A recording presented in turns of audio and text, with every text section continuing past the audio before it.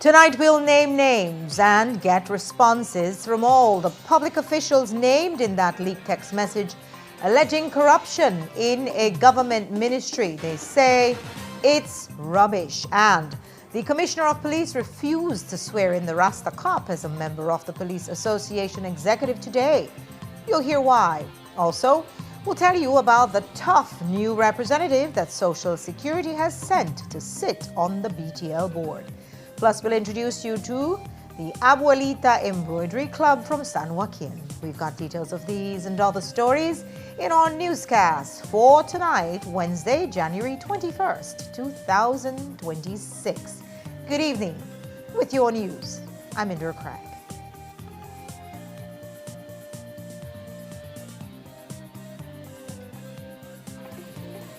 This newscast is brought to you by Cellular World, your authorized Samsung distributor.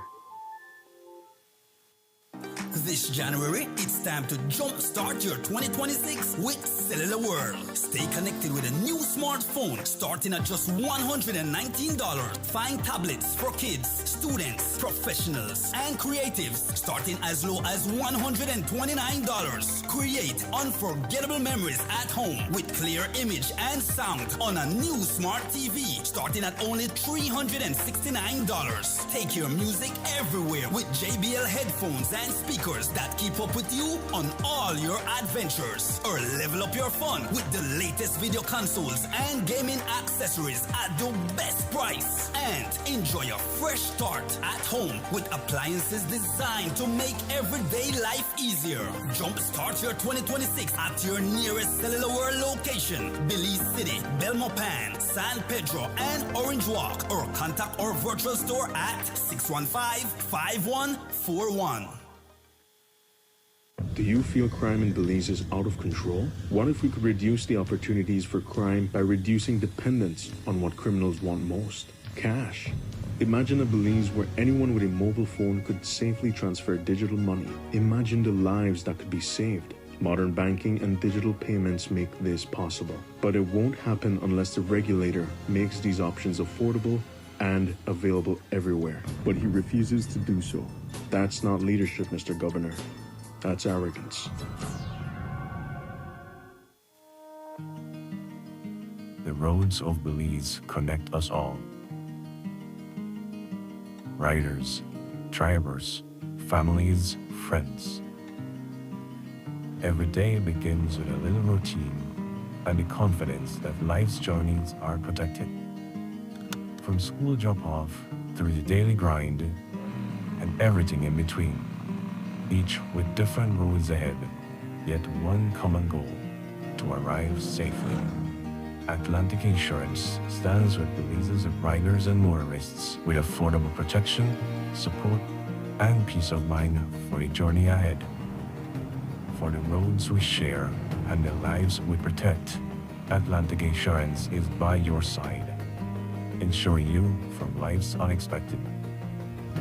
Atlantic Insurance, insuring you from life's unexpected.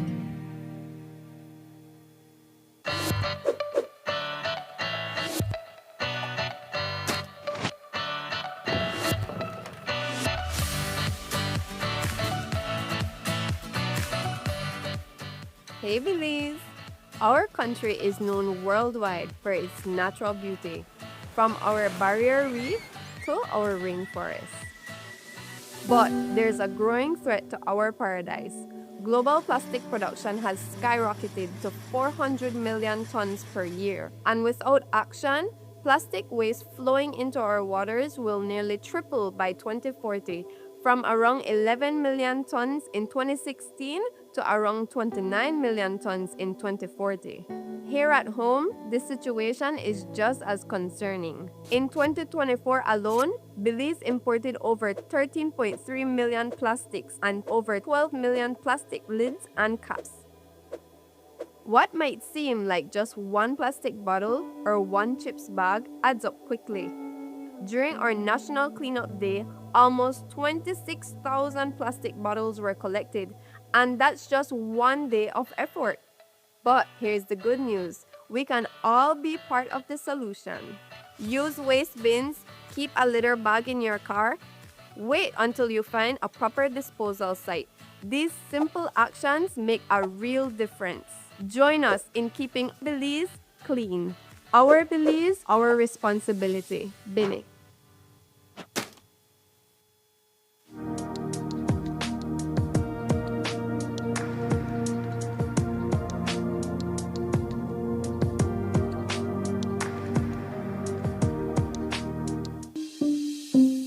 Indian restaurant located at 148 Newton Barracks Road in Belize City, saying great authentic Indian cuisine. More space, a VIP area, and better ambience. Visit them at their new location or place your order via WhatsApp to 614-667. Restaurant. Come enjoy a true Indian experience. Welcome to the V Department Store. We are conveniently located on Coney Drive in Belize City. That's right on Coney Drive in Belize City. At the V Department Store, we offer a wide variety of groceries, cosmetics, kitchen appliances, kitchenware, electronics, and more. We've also recently expanded to the second floor to better meet your household and office furniture needs. We now have a wide variety of furniture, home decor, and accessories. We have a shared vision for a comfortable and customer-friendly shopping experience. Visit us today and be warmly greeted by our reasonable prices and cordial staff. The V Department Store. Experience the ultimate shopping destination.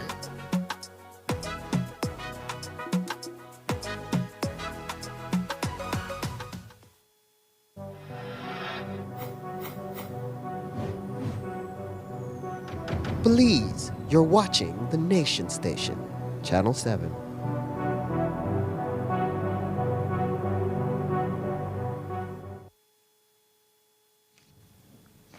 Last night, we showed you the intriguing text message that the Cabinet Secretary accidentally posted on his WhatsApp status. It alleged corruption in a government ministry and named names. And tonight, after speaking to the named parties, we can say that Director of Rural Development Charles Galvez is at the center of the allegations.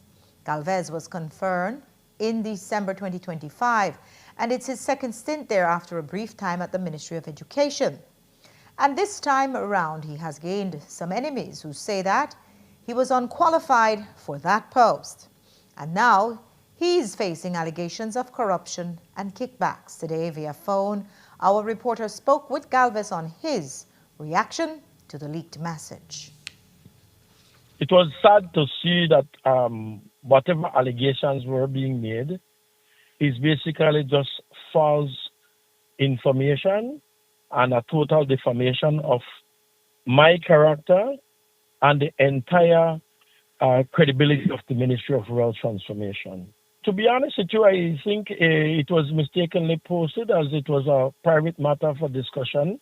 However, it was already sent out for mistakenly, But my CEO, who is the accounting officer of the ministry, called me into a meeting as I was at the ministry returning from a field work.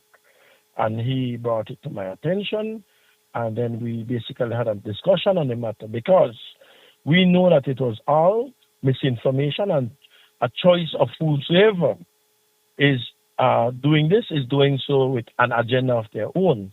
To one, basically defame my character and at the same time cause a very smear on the hard work that we do at the Ministry of Rural Transformation.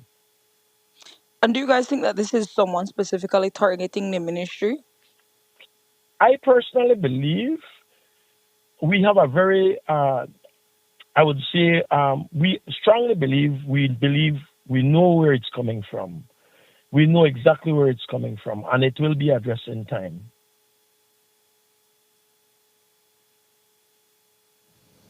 Galvez also said that he has never received a commission check from Benny's, as alleged in the message. He says the smear campaign is fueled by persons who do not want to see him as director. We also spoke with the minister, Oscar Requena, who was named in the messages, about the allegation that he was receiving a kickback from the commission checks reportedly picked up by Galvez. Requena denied all the allegations, saying that they were nothing but nonsense. He explained that the ministry's finances are being monitored by the Ministry of Finance and repeated Galvez's claim that these reports are being spread by someone with an agenda. Here's what he told us. First of all, I want to say that that is total nonsense. Total nonsense. We at the Ministry of Rural Transformation and Local Government are focused on our work. Today is evidence of that. We have a cadre of highly skilled and professional employees, staff who work at our ministry.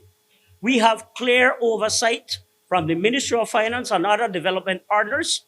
So every operation that we conduct at the Ministry of Rural Transformation is above board and in line with financial regulations. There were several different allegations being made, though one of them was that payments were being approved for incomplete works or works that weren't being executed in the north, as well as a sharp increase in spending in the ministry.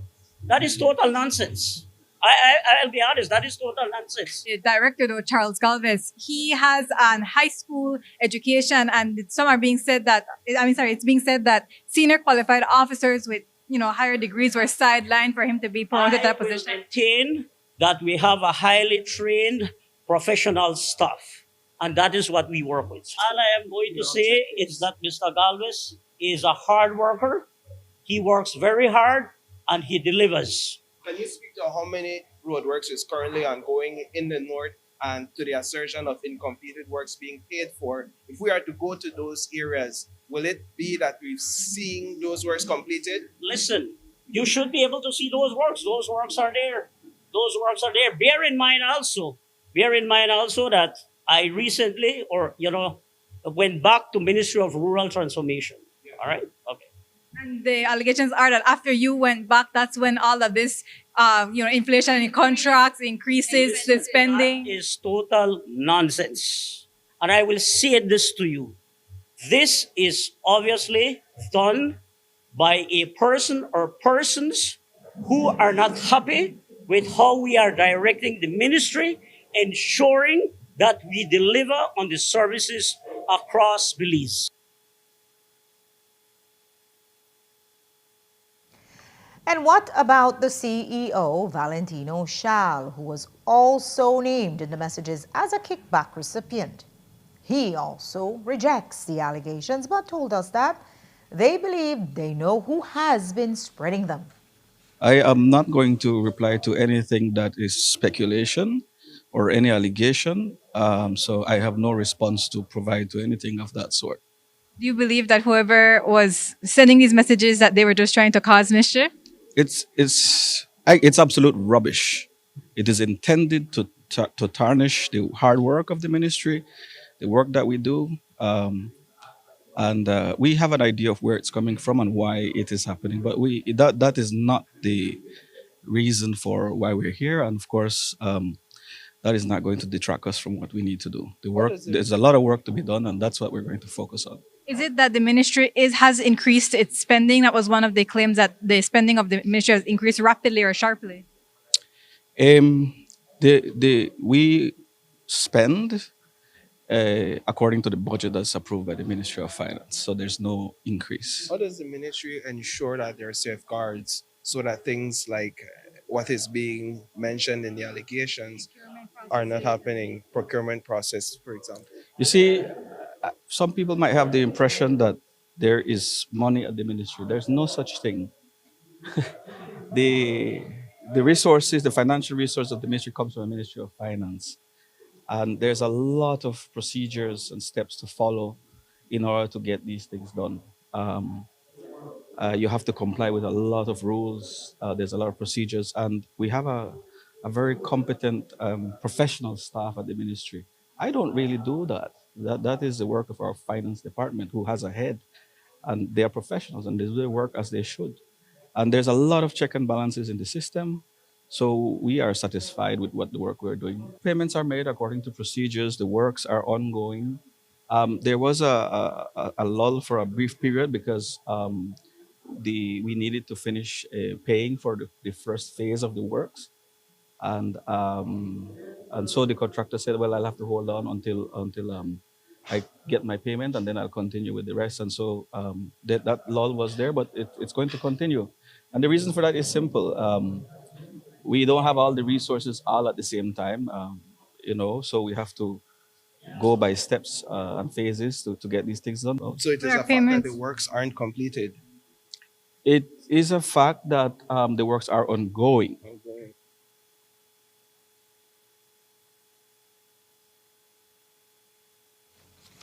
We also asked him what he thought about the Rural Development Director Charles Galvez's qualifications.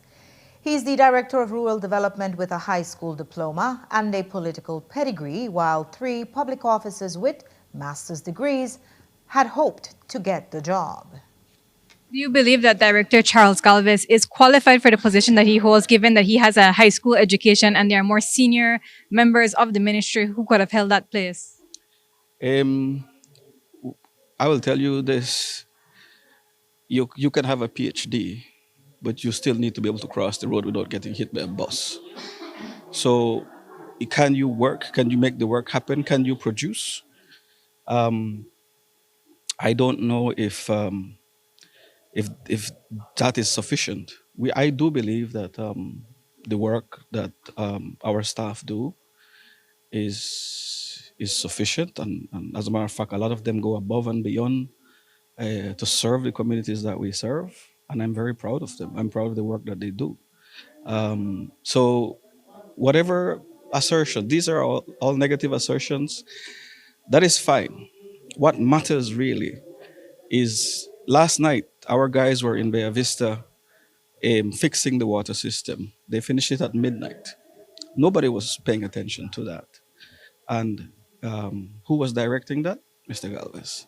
So it's about getting the work done. And if people don't like us getting the work done, then that's their problem. And while Charles stresses that it's about the man who's out in the fields doing the work, what about the man in the office who made the mistake by posting the accusatory text message to his WhatsApp status and putting the whole affairs on Front Street? When we asked the PM about the error his cab sec made, he explained that he's the one who got the message from a Mexican number. He sent it to the cab sec to follow up, and that's where, with one slip of the finger, it ended up on his WhatsApp status. PM, we have heard allegations of corruption in the Ministry of Rural Development, of course. So would you be able to comment on that? Actually, that was sent to me from a number out of Mexico. So obviously, when you see that kind of thing, you know that something is wrong. I sent it to the cabinet secretary so that he could forward it to both the CEO and to the minister. And I guess he was in a hurry, and he put it out in his status, no? And then he brought it over very quickly when he was told that it was on the status. But the truth of that of it, and I'm sure that the ministry they would talk about it and making allegations, doing business with Benny's, and I had somebody check with Benny's, and they're saying that they have done no business with the Ministry of Rural Transformation. So obviously somebody's just trying to create some kind of mischief. So could it have been like a scammer or something? I don't know if it's a scammer, but I think somebody just got a Mexican number, no? A Mexican number, and sent the message. The irony is that most of the monies that is being spent through rural transformation is, I think, from the EU. And so they have a very, very rigorous process on how you go about doing that. So again, it's somebody trying to create mischief, not really knowing how you go about doing these procurement. We note that yesterday the cab sec told us he was the one who got the message from a Mexican number. We also asked Shal about the ministry's dealings with a certain hardware store. While Rakenya stated that they do regular business with Benny's, Shal took a defensive stance, stating that he hopes the company sues the media. Well, that then started a small back and forth with him and ex-TV reporter Marisol Amaya. Here's how that went. You see, you have to be very careful here because you're calling the name of a very reputable business. And I hope they take you to court for doing that because you are making an assertion about some impropriety on their part, correct? And I'm not sure why you would do that. You're Of a the lot of only matters. one who's gone the legal route, and as a media person, you should know that we have the right when there is something in the public domain for us to do our jobs. That's what I'm doing. Other people we have interviewed have responded to that question, and they have not chosen to go the legal route as you did. No, so you're asking about a very reputable company. If you've If done you your due diligence and check, because people are human and there can be corruption, there can be things that you may not know are happening. Absolutely, there may be, but I'm not aware of any such thing. I asked if anyone called. If somebody brings credible information to us, we are obligated to look into it. But nobody has brought any credible information to us about any such thing. We note that we have seen no proof implicating Benny's in any commission scheme, and there is no credible suggestion of wrongdoing on that company's part.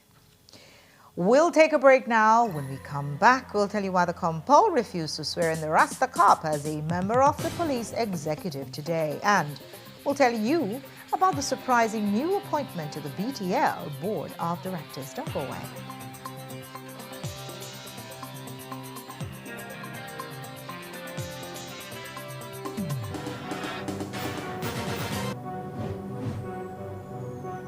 Please, you're watching the Nation Station, Channel 7.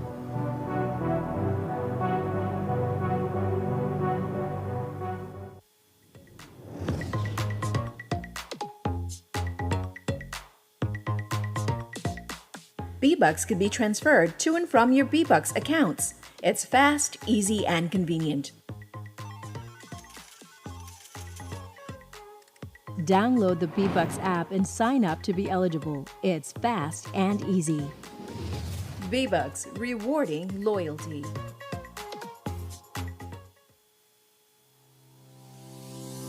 Need to submit your sickness benefit claim online and have a physical medical certificate? Here's how you can do it. First, go to ssbportal.org.bz and log into your My Social Security account. Next, on your dashboard, click Benefits and choose Forms. Review the requirements, then click Continue to proceed. Click Apply under Sickness Benefit to start your claim. Review and confirm your banking information. If it is not correct, select No and follow the steps to update your banking details. If your banking information is correct, select Yes. Next, if your illness is not related to an injury at work, select No and proceed to upload your medical certificate. Select your claim period and confirm your employer details. Read the declarations and click each to agree. Click Submit and you're done. A confirmation email will be sent to you. Your employer will also receive an email with your claim details and a request for your salary information. If needed, submit your sickness benefit claim online and receive real-time status updates.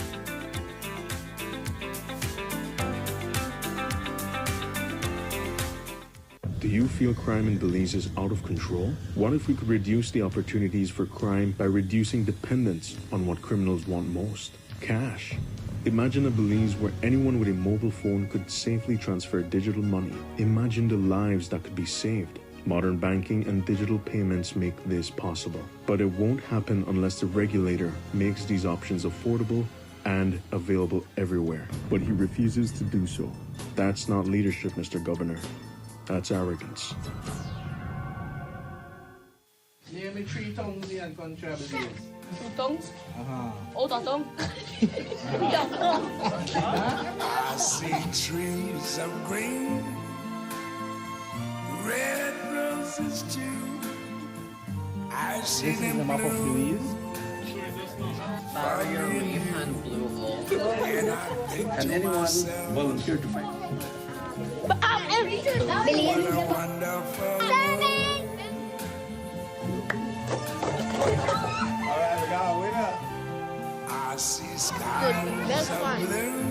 We want you to see what it is your parents do, how hard they work for you. Bright, blessed day, the dark, sacred night. Uncle Cordell. To myself. Like you want chocolate, right? It's fun many times. Lots of work.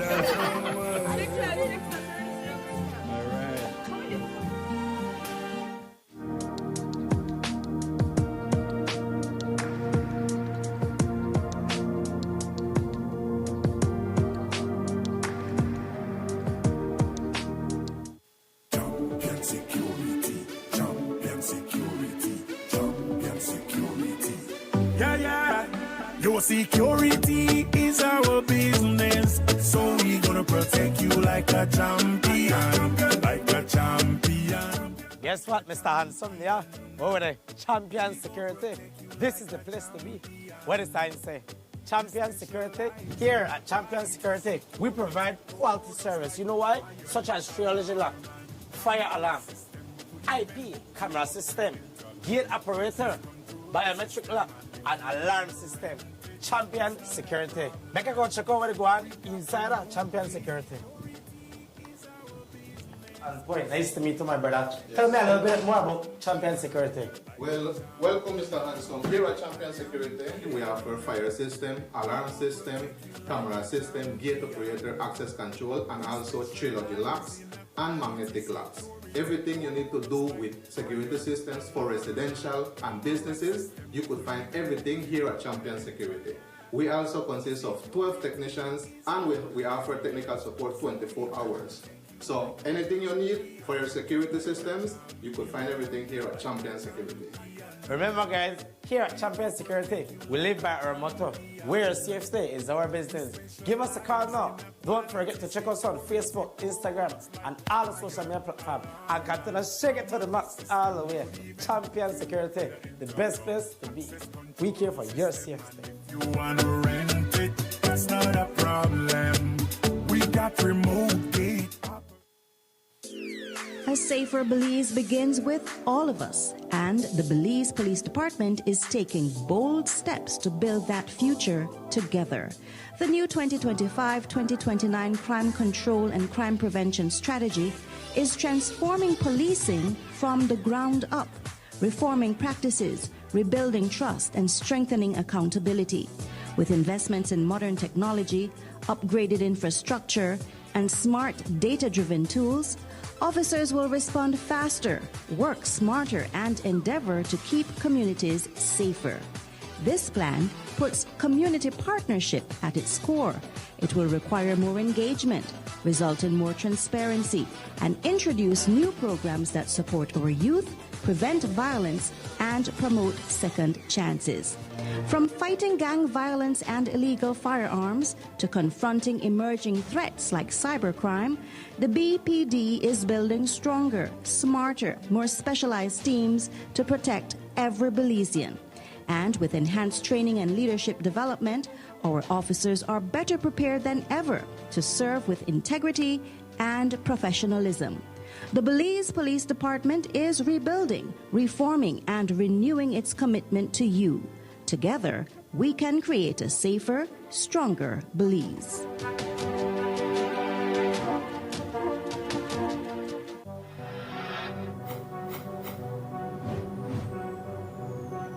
Belize, you're watching the Nation Station, Channel 7.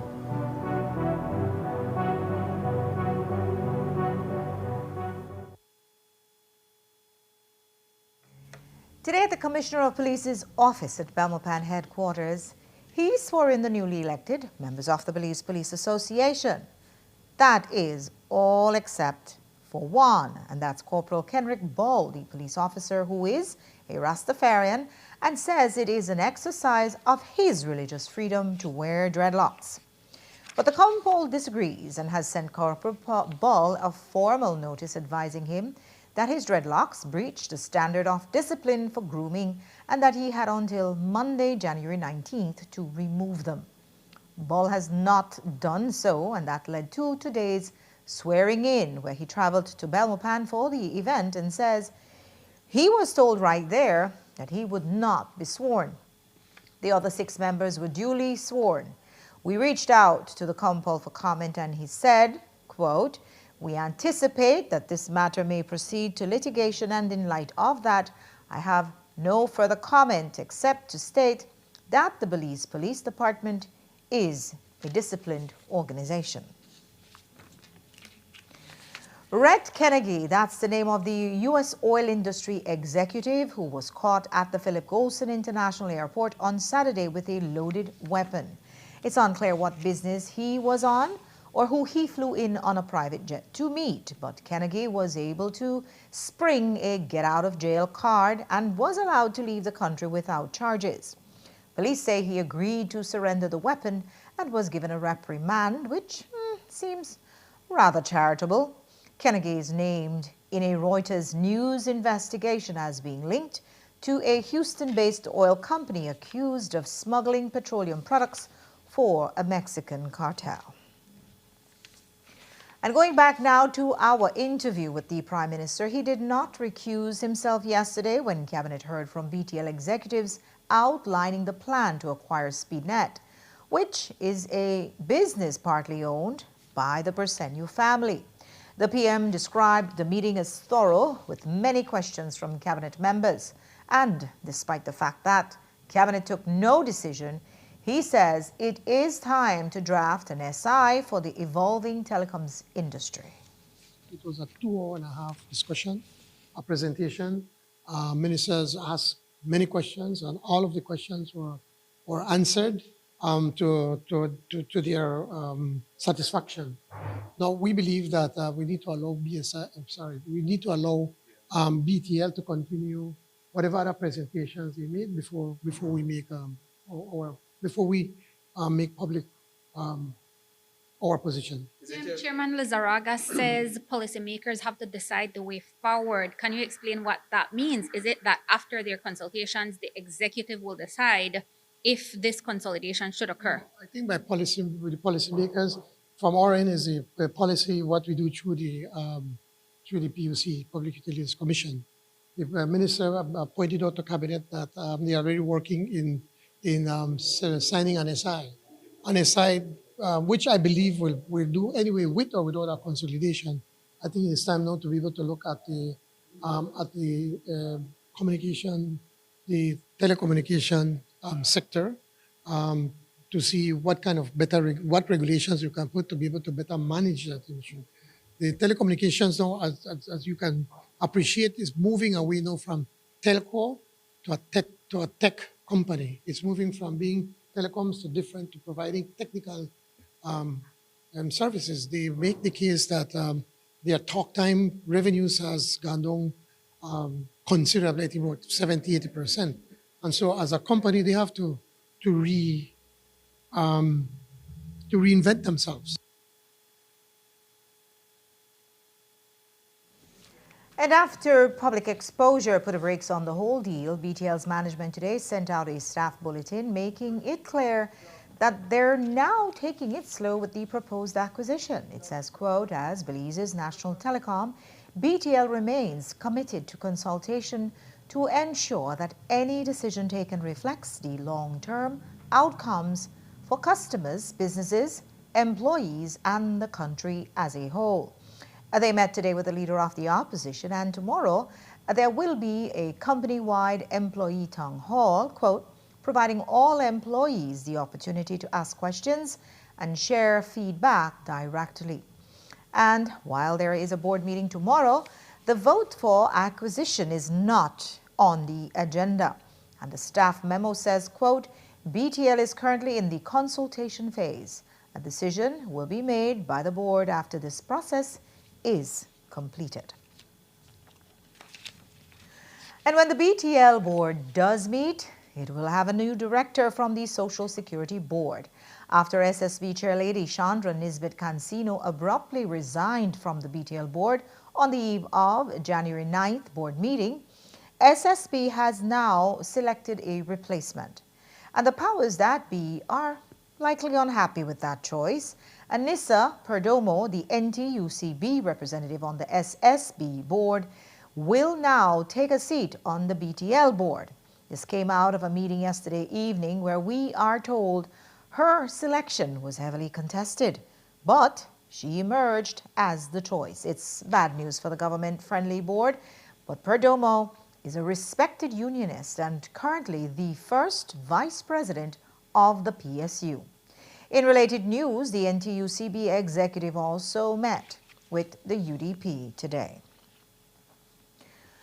And in other news relating to BTL yesterday, BTL's chairman falsely insinuated that the reason for Channel 7's telephone and internet services being cut was due to unpaid bills. That is despite a letter sent to this company 2 days ago saying that the cut was due to a service error on their part. But it does bring up for scrutiny the issue that if Belize goes back to a telecoms monopoly, could the media be targeted with denials or disruptions of service? Well, today the PM said that the cabinet is looking to include media houses in essential services so that something like that never happens again. An important point we discussed in cabinet when Mr. Vasquez was alleging that he was illegally cut his services for whatever reasons. The chairman explained that what happened is that there was, at that moment, they were transferring to a new system, an automated system, that once you reach where you, when you're not paying your bill, they would automatically, the automated system would automatically cut. And there was an error in Mr. Vasquez's account. He was cut for about 2 hours. He was without service. But from that discussion and Mr. Vasquez trying to create the feeling as if we're out to get him, what we suggested in cabinet is that under the regulations, we want to put the media as one of the as a part of essential services, so that they cannot be just cut just arbitrarily. There has to be a process. Obviously, if you don't pay your bill, they will cut your service because you have to pay for your bill. But you will be given enough notice to you to be able to go and pay for your services. So it's important for us to give that side of comfort to the media that they were not going to be sanctioned because they are for or against the government or a minister or anything. PM, in the letter that they sent to Mr. Vasquez, it was said that it was disconnected because of an error on their part. And in the letter, they also stated that he didn't have any errors. But that's what I just explained. My explanation was that at that time, they were just transferring into the new automated system. And they made an error that they did not credit. They did not put a credit into his account. So the computer system just automatically cut it. So as soon as that was brought to their attention, they fixed it and they apologized to Mr. Vasquez. When the previous government decided that they were not going to give any ads to Channel 5, I did not hear the media come as a group to speak out against it. Nobody said anything. No, our government, no, yes, they didn't. You all did not stand up for Channel 5. And that is the truth. Editorially, but you did not stand up, the media, I mean you personally. The media as a group did not stand up for Channel 5. Our government will never subscribe to that kind of behavior. And that is why now we are talking about putting in the regulations that the media is going to be a part of essential services. The control price for sugar is going up with the new gazetted prices released a few days ago. Brown sugar is going up to 88 cents per pound for 50 cents, from 50 cents that is, and white sugar is going up to 98 cents per pound from 75 cents per pound. Today, before we saw the gazetted price, the PM used technicalities to talk around the issue. What we have done is that with the sugar being sold in bags that you go to the weigh for you, that is controlled. What is not controlled is the one that is packaged, with the labels and all of that. And so by 1 pound, 5 pound bags, that is not controlled. And that is open to anybody that would want to be able to package. Santander can do it. If you want to go and buy the sugar by the bag, by the sack, and want to package it, that's up to you. So no.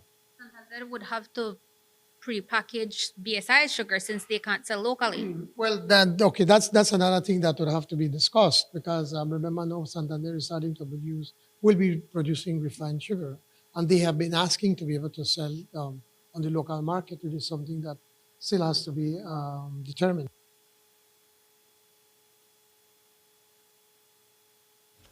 And also from the PM is the Belize City Council approving a 100% plus increase in councillors' salaries. Well, that's what a news blog on Facebook reported earlier in the week. The PM said that it is up to them what their stipend will be. Sir, there's a request being made by the Belize City Council councillors pushing it as well for an increase in their stipends. Can you talk a bit about what has come to you? That has not come to me. That's a matter for within themselves that they do. It is within the act. They can decide what stipend they're going to pay themselves. Do you have any say on the salaries for mayors across the country? No, we don't. But obviously, if it's something that's totally out of line, we'll call the attention and try to bring them to line.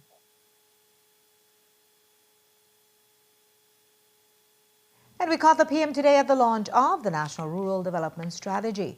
While it is a framework, the minister explained that they have taken steps to ensure that they are tangible results that will impact communities most in need.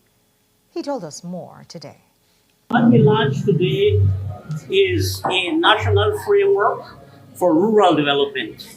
And certainly the aim of this National Rural Development Strategy is really, one, to reduce poverty in the rural areas, and we are going to achieve this through economic growth and development in our rural spaces.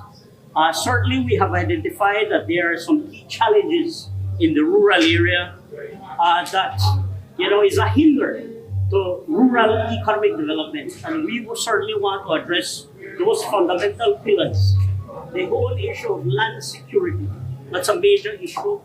The issue of access to markets remains a challenge. We need to address that. We also need to look at, access to capital and the cost of accessing capital. And certainly we also want to look at the whole issue of, local governance structures and their capacities and how we can strengthen those in our rural areas. So this framework really looks at a overall rural transformation in our areas by engaging key line ministries, development partners, and of course, our local communities, leaders and its people. That's what we do. So how do you commit to ensuring that this is not just a good strategy on paper, but that these objectives are actually realized? It's clear that this National Rural Development Strategy is evidence-based. It was developed in consultation with our communities. Key areas of priorities have been identified.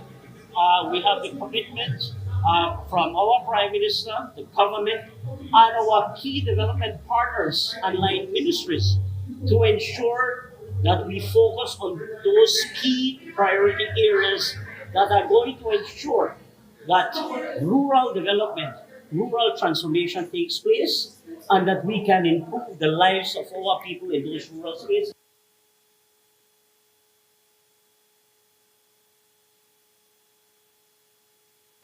And while it is a daunting task, the CEO said the only way to develop the country is to develop the rural areas. Belize started off as a colony, and everything used to focus on the Belize settlement and that sort of thing. And that's kind of how Belize evolved. And over the years, of course, the population spread into the rural areas, and they have definitely experienced a lot of underdevelopment. It's a lot of work, but that is precisely why we needed a strategy, to be clear about what it is that we need to get done together with the people in the rural areas for them to enjoy a better standard of life. And that is what we came up with in this strategy. we were able to look at the problem, to find solutions. First, you have to understand the problem. And those are the steps that was taken to develop the strategy, diagnose the challenges that they're facing, the issues they're facing, and then, of course, looking at then what can we do to resolve those issues. And that's how we came up with the 4 axes of this strategy. If you want to transform a country, and in this case, the rural sector of Belize, you cannot be fazed by the magnitude of the task.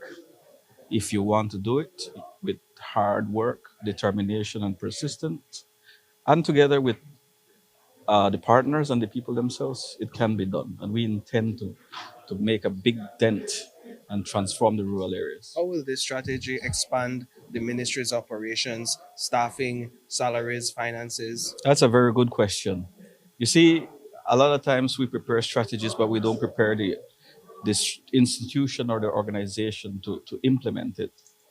And so we have gotten the approval of the cabinet, first to endorse this plan, but also to approve for us to restructure the Ministry of Rural Transformation in order to have the right level of capacity in terms of resources, in terms of equipment, tools to get the job done.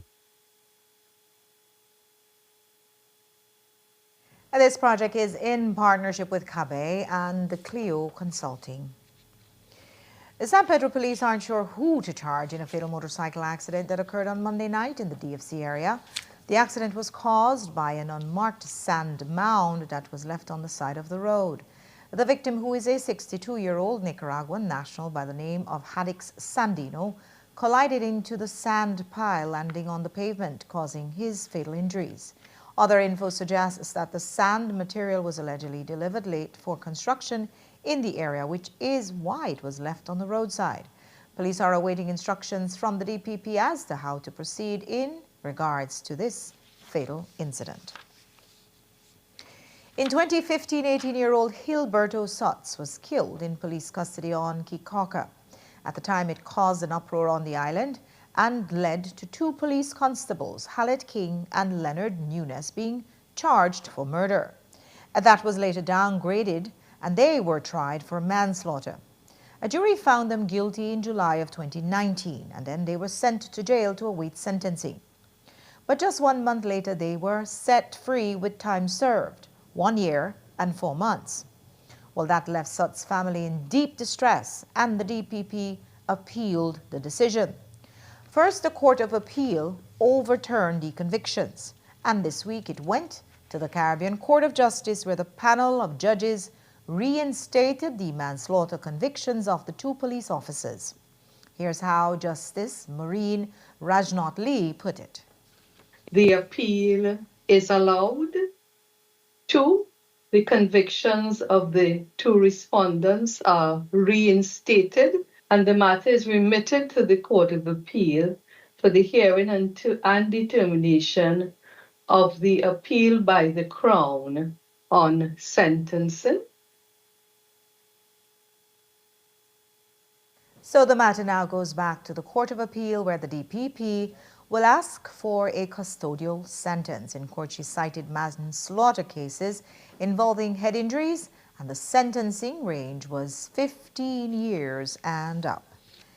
After the break, something lighter as we introduce you to the Abuelita Embroidery Club from San Joaquin. Don't go away.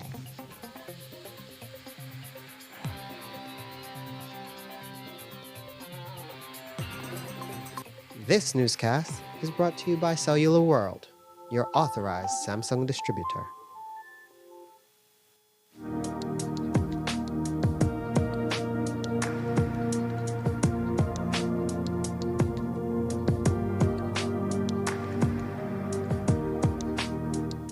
$80 million. That is what BTL is paying to buy a company they don't need. They don't need redundant assets, I'm speaking. Mr. Ashcroft wants to get rid of this. He's been wanting to get rid of it for some time. $62 million goes to the Ashcroft Alliance. The Prime Minister sees it as incumbent upon him. $18 million goes to the Prime Minister's family. They get to cash out. And what do you get? But now we're going to a monopoly. No more choice. Higher rates, and even worse. Political hacks appointed to the board, and they don't like what Jules said a morning, or they don't like what Moses said a morning. Cut the signal. Deprive the people the service. Cut the internet. Cut this, cut that. BTL run by a political board. This is a very chilling situation. You have to object no and loudly.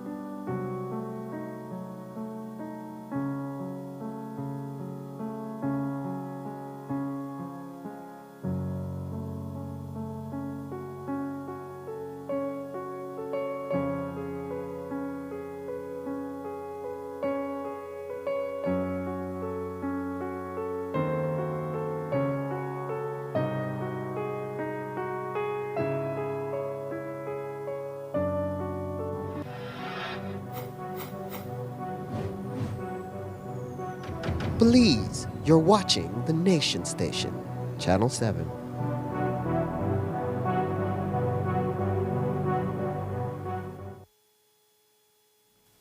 We may be seeing a break right now, but Sargassum season is coming, and the National Task Force is taking an early approach in preparing for the continued impacts of Sargassum during the 2026 season. They are focusing on 5 priority coastal destinations: San Pedro, Kikoka, St. Bite, Hopkins, and Placencia. A Barber Beach rake is being acquired to strengthen national shoreline management capacity. Additionally, funding has been provided for replacement parts for the Placencia Village Council's beach rake, ensuring the continued functionality of existing equipment already being utilized on the ground. Government has initiated a project scoping assessment to evaluate sargassum management in Kikoka and San Pedro. 7 senior ladies from San Joaquin Village have spent the last 3 months immersed in the art of embroidery, learning how to stitch, sew, and design wipils. Together with the help of the Institute of Creative Arts and Niche, they formed the San Joaquin Santa Ana Cultural Sewing and Embroidery Group, and today they displayed some of their work by way of an exhibition. Jo Marie Lanza was at the event, and here's how it went. How these colorful epaules, guayaberas, and embroidered garments came into being dates back to centuries of culture and tradition. It's a symbol of the mestizo heritage, but the time and labor that goes into making the attire has become somewhat of a rare art. The patterns are known to be stitched strictly by hand, and thanks to the use of technology, there are now machines that can do the embroidery for you. But still, it requires some level of creativity and patience to ensure that the designs are woven correctly and sketched to fit the correct article of clothing. For these women in San Joaquin, the birth of their cultural sewing and embroidery group all started with one woman who was looking for a way to sew and embroider cultural clothing for a local dance group. I have a dance group, right? A cultural dance group. We dance jaranas, chiapanecas, jaliscienses, different types of our mestizo, Belizean mestizo culture. And we have to pay a lot of money for them when we have to buy costumes, and shoes and all the accessories that go along with the ternos and the wipils and everything. So I thought that if ladies in the village could learn to do that, to embroider, not by hand because it takes long, like those things that we did by hand, it takes so long to finish on one terno or one wipil. So I started discussing with several people, and I met with our AR rep, Mr. Florencio Marin, Honorable Florencio Marin, and he promised that he would help me get some machines that are special for this kind of embroidery. So he gave us some money, and we bought 3 machines because we didn't have anything to start with. So we had to take turns in the morning. A group would use the machine in the afternoon, another group, and that's how I got it. And they were so enthused learning how to use the machine that then we started doing, okay, so now each one of them have their own machine. Embroidery can be seen as a traditional form of handmade art, even though this particular style has incorporated the use of a machine. The exhibit curator Gilvano Swayze explained how the process itself still requires some level of creativity and attention to detail. The good thing is that I would say no part of the culture is lost when the machine is involved, because they still have to sketch their ideas, they still have to transfer it to the material, and they still have to sew, and you still have to go in a pattern. Trust me, I have tried sewing, and it doesn't work that easy. The other beautiful thing is that this was taking the craft to a next level. It was not just the sewing, it was about patterns, learning to make the actual wear. Traditionally, sometimes you will just get a piece of cloth and you embroider around it to make the tablecloth or so forth. But this time they're learning, especially the guayabera. The wipil they have conquered in a sense, but the guayabera was so many components. And when I asked them, well, give me some of these things, I had a bag full of just about, we had to figure out what was the neck, what was the arm, and you have to realize some sections are double, because, well, the arm is rounded and so forth. The chest might just be flat, and then the back shapes are different. And then for each person, you had to have a different size. So if you're doing patterns and you're doing for let's say they're the same family, but the pa, the son, and the grandson will all be different measurements, right? So that was what interested me, was that it was evolving. It was not just about the design, it was not just about the weaving, but it was about creating a complete product, and also about finding younger people to train. And for many of these ladies, this kind of artisanal work has become more than just a hobby. As their skills improve, so have the opportunities to gain income from selling their products. I have done this from when I was a kid. I started to do this. And then we have another group at San Joaquin that she teaches how to continue doing this. And then Miss Angelita, she teaches how, she invites us to do this in machine. And that's the way we start to learning this, but this is very hard. It's good, but it's very hard. The needle gone through my nail 2 times. And, well, I didn't stop. I continue till I challenged this dress. Because Miss Anita gave us one, and she told, who want to challenge this? And I told her, I will do it. And I do it, this one. How long did it take you to finish? About 3 weeks. Because we're starting to do this, about 3 weeks. But this one that you see, 1 week I made it. 1 week to do this one. Yeah. So what makes this kind of embroidery special? The thread, the cotton thread. It is shiny, the thread. For me, it's a hobby. It's good because in the fire, you can do your embroidery and sell it. And with every stitch, they get closer to perfecting this art and preserving the mestizo culture. If we don't retrieve our culture, it will disappear, right? So we have to retrieve what we can, the music, the dancing, the food, the arts, whatever. We have to retrieve it, and we have to promote it, and we have to get our children aware, and the whole community aware, or the whole country aware, that we can do it if we put ourselves in it. A lot of hard work. As she said, ripping, and hundreds of yards of thread just went down the drain, but they learned something. And I hope that in the next 3 months, hopefully, the other new group that I hope I can start with, if I have some revolving funds that I could use, they'll know as much as these 7 ladies know already. Jo Marie Lanza, 7 News.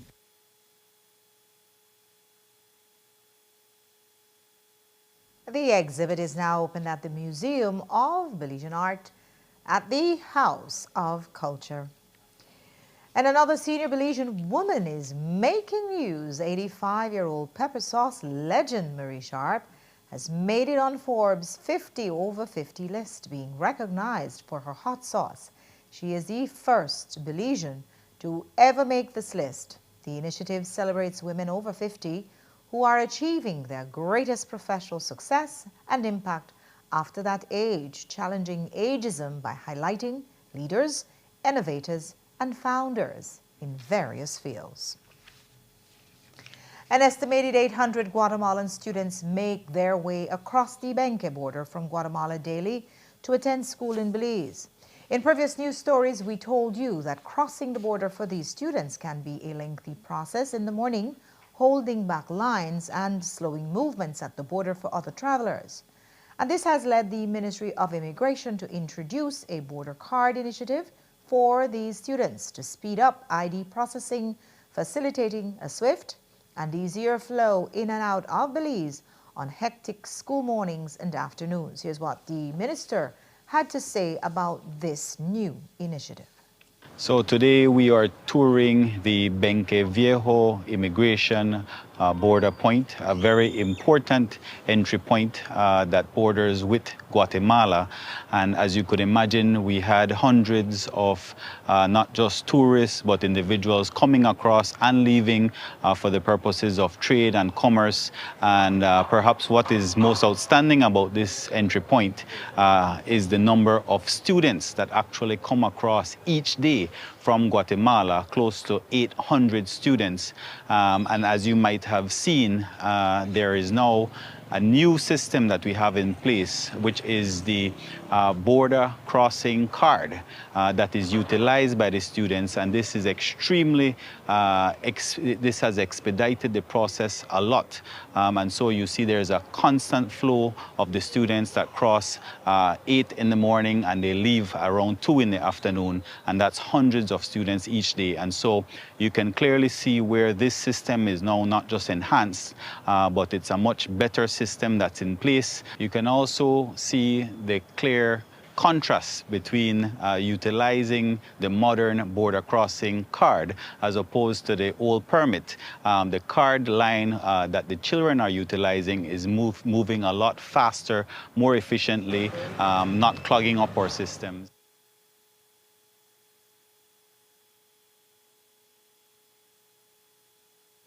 Only 8 out of the 9 winning tickets of the $1 million jackpot game drawn on December 20th, 2025 has been redeemed. So, one of the winners have not stepped forward, and the unclaimed winnings stands at $111,111. So, what happens now? Well, a release detailed from the Belize Government Lotteries Limited states that prize winnings which are not claimed within 30 days from the drawing date shall be forfeited. And so it has been decided that the unclaimed winnings will be donated to a charitable organization. The recipient or recipients of such donation shall be decided upon at the next meeting of the Board of Directors, scheduled for mid-February. That's all we have for you for our newscast tonight. Thanks for watching with your news. I'm Embroidery. Remember, you can find a full transcript of the news at 7newsbelize.com and see the streaming video on our Facebook and YouTube pages. Have a great night and join me back here tomorrow at 6.